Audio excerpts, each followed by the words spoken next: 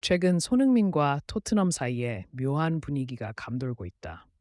얼마 전 BBC에서 여러 전문가를 초대해 EP팀의 향후 성적을 예측하는 프로그램을 진행했다.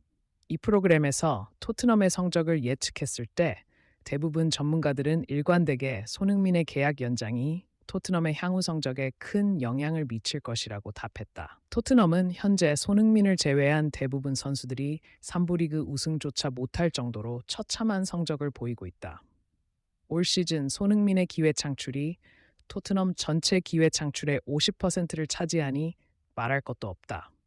게다가 최근에는 포스테코글루 감독마저 미칠 지경에 이르러 손흥민의 영향력을 배제하는 움직임을 보이며 토트넘의 성적은 점점 더 떨어지고 있다.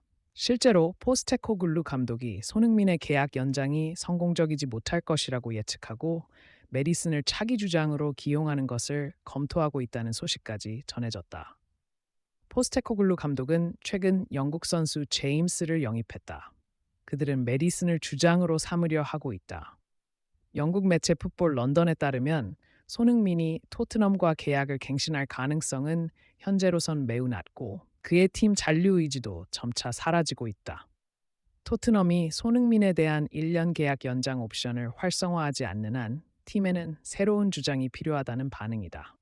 이 매체는 토트넘의 현재 부주장인 로메로와 메디슨을 언급했고 로메로도 손흥민의 팀 이적과 함께 레알 마드리드에도 관심이 있어 토트넘과의 계약을 갱신하는 것에 대해 그다지 기뻐하지 않는다. 이런 상황에서 포스테코글루 감독은 여전히 매우 불편한 표정을 보이고 있다. 포스테코글루 감독은 최근 코벤트리 시티와의 리그컵 경기에서 간신히 2인 역전승을 거둔 후 손흥민의 컨디션이 일정하지 않다는 엉뚱한 발언을 했다.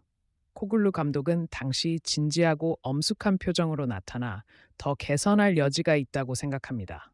선수들의 능력이 최고 수준에 이르지 못했습니다. 라고 말했습니다. 솔랑케그 예다 리찰리소는 아직 경기에 나서지 않았습니다. 손흥민도 이번 시즌 초반에 기복이 있었다고 해도 과언이 아닙니다. 아직 꾸준한 활약을 보여주지 못했습니다.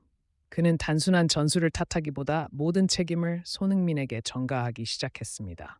그러다 며칠 전 브렌트포드전에는 웃는 얼굴로 나타나 선수들이 전반적으로 잘했다고 말했습니다. 모두가 집중했습니다. 브렌트포드는 그들이 빌드업 축구를 하기를 기대했습니다. 그래서 저는 그들을 압박하는 전략을 준비했습니다. 그는 마치 냉정한 판단을 강요하듯 인터뷰룸에서 그들에게 소리를 질렀습니다.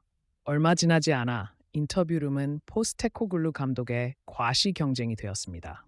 그는 손흥민의 공격성을 억누르고 있다는 충격적인 사실을 밝혔습니다. 그는 우리는 손흥민에게 너무 의존하는 경향이 있다. 존슨과 솔랑케의 이전 골도 마찬가지라고 생각한다. 손흥민이 없을 때도 우리는 골을 넣어야 한다고 말했다.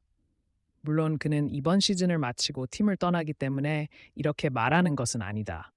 토트넘이 앞으로 손흥민이 없더라도 팀은 이겨야 한다. 그게 현실이다. 그래서 미리 연습을 한다고 생각했다. 손흥민은 앞으로 주로 패스와 볼 분배에 쓸 예정이고 필요하면 공격적으로 쓸 예정이다.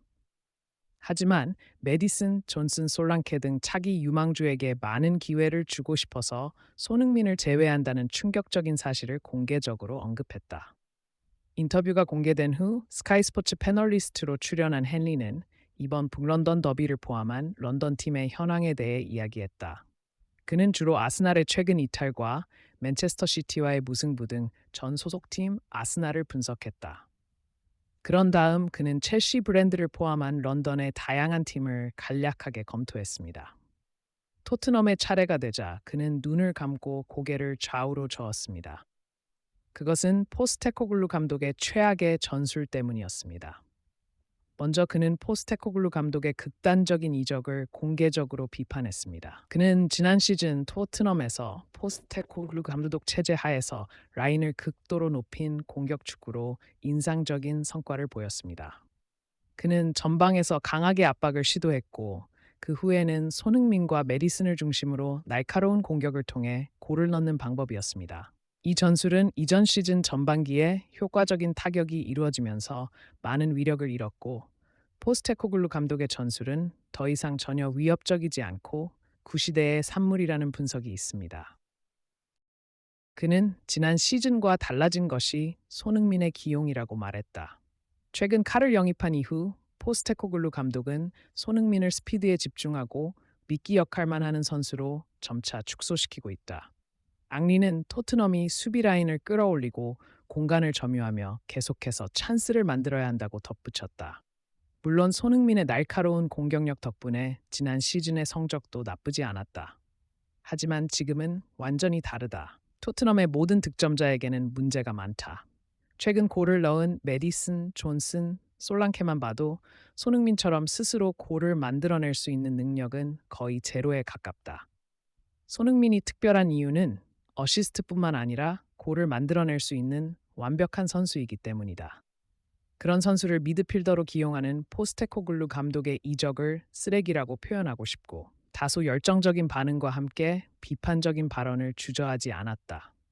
그 상황에서 앙리는 실제로 스토리 중에 급격한 감정 기복을 보였다. 그는 화가 나서 그의 친구 손흥민에 대한 코멘트와 함께 그가 빨리 이적해야 한다는 자신의 의견을 전달했다. 헨리는 손흥민의 재계약에 대해 언급하며 손흥민이 토트넘과 재계약을 할 시간이 얼마 남지 않았다는 걸 알고 있다. 어느 팀으로 떠나든 응원하고 싶다. 물론 적절한 곳이 아니더라도 말이다. 손흥민이 아스날 이적 문의를 받는다면 배신자로 낙인 찍히고 분노를 표출할 것이다. 그러다가 분위기가 너무 뜨거워진 걸 감지했는지 그는 성명 마지막에 스스로를 조롱하는 듯한 농담을 던지며, 물론 아스날의 힘을 강화하고 싶어서 손흥민에게 떠나라고 말하는 게 아니다라고 답했다. 그럼에도 불구하고 손흥민은 토트넘에 남아서도 최선을 다하려 하고 있다. 그는 유로파리그를 앞두고 인터뷰에 나와 UEFA 유로파리그를 포함해 참가하는 모든 대회에서 우승하는 것이 목표라고 선언했다. 손흥민은 24일 스퍼스 익스프레스와의 인터뷰에서 참가하는 모든 대회에서 FA컵이든 EFL컵이든 소중합니다. 그는 또한 그것들이 모두 챔피언십에 도전할 수 있는 좋은 경쟁이라고 말했습니다. 그것은 기회이며 그는 이 행사에 참여하겠다는 의지를 표명하면서 두 사람에게 모두 같다고 말했습니다.